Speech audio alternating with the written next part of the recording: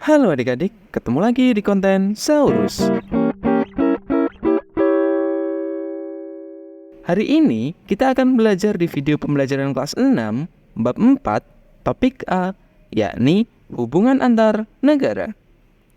Kamu juga dapat mempelajari materi ini di buku IPAS kelas 6, halaman 80 sampai dengan 86. Adapun pembahasan di dalam materi kali ini ialah mengapa masyarakat dunia perlu berinteraksi dan bekerja sama, bagaimana hubungan antar negara dilakukan, dan apa pengaruh globalisasi terhadap kehidupan kita sehari-hari. Secara singkat, inti materi yang akan kita bahas adalah konsep ekspor-impor, hubungan antar negara, dan globalisasi. Mari kita masuk ke pembahasan yang pertama. Bayangkanlah jika suatu saat nanti kamu menjadi presiden Indonesia.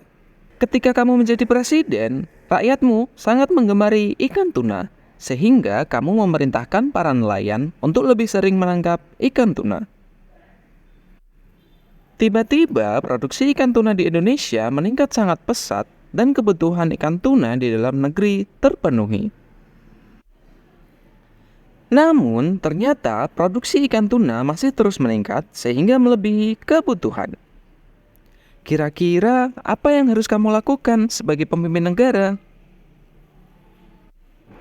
Ya, tentu kita akan menjual ikan tuna yang banyak tersebut ke negara lain yang membutuhkan, seperti Amerika. Nah, kegiatan menjual produk ke luar negeri inilah yang disebut dengan ekspor. Dalam KBBI, ekspor adalah pengiriman barang dagangan ke luar negeri. Contoh komoditas ekspor terbesar Indonesia adalah kopi, minyak kelapa sawit, kakao, lada, udang, dan tuna. Namun, di suatu saat yang lain, ketika Indonesia sedang terjadi kemarau panjang, sehingga produksi beras di dalam negeri menjadi berkurang, rakyatmu akan kebingungan membeli beras di mana. Sehingga kamu sebagai presiden harus membeli beras dari negara lain yang memiliki produksi beras yang banyak, seperti Vietnam, untuk diedarkan di dalam negeri. Kegiatan inilah yang disebut dengan impor. Dalam KBBI, impor artinya adalah pemasukan barang dan sebagainya dari luar negeri. Dan mengimpor artinya adalah memasukkan barang dagangan dan sebagainya dari luar negeri. Dalam prosesnya, hubungan yang baik antar dua negara dapat menghasilkan kerjasama dagang yang baik, seperti Indonesia dan Cina yang kerap saling mengekspor dan mengimpor masing-masing produknya, seperti di gambar berikut ini.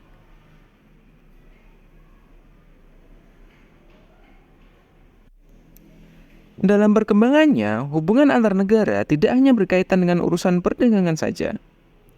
Hubungan antar negara juga diperlukan untuk berbagai tujuan, seperti mengenal budaya satu sama lain, menyebarkan agama, menjaga keamanan, mengembangkan teknologi, atau menangani persoalan dunia bersama-sama.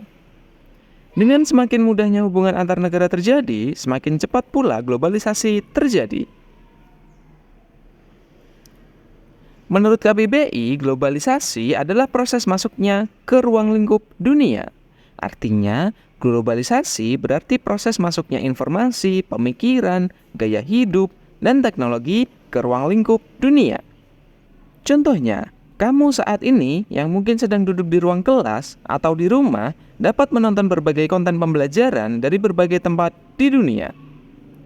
Mungkin kamu ada yang dari Jawa, Sumatera, Kampung Durian Runtuh, atau Bikini Bottom.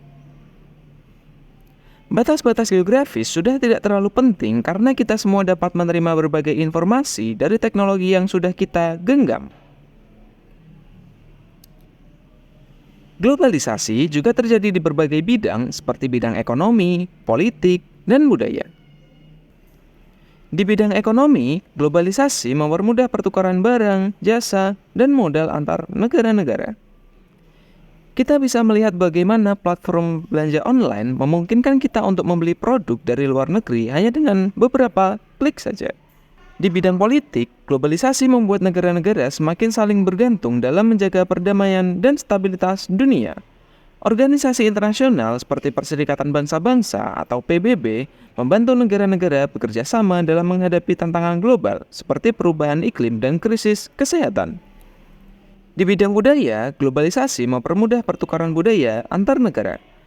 Kita dapat dengan mudah menikmati musik, film, atau makanan dari negara lain. Pertukaran budaya ini memperkaya kehidupan kita dan membuka wawasan tentang keberagaman di seluruh dunia. Jadi, itulah pentingnya kerjasama antar negara di era globalisasi. Melalui perdagangan internasional seperti ekspor-impor, serta pertukaran ekonomi, politik, dan budaya, kita dapat saling mendukung untuk mencapai kemajuan bersama. Berikut ini adalah rangkuman materi kita.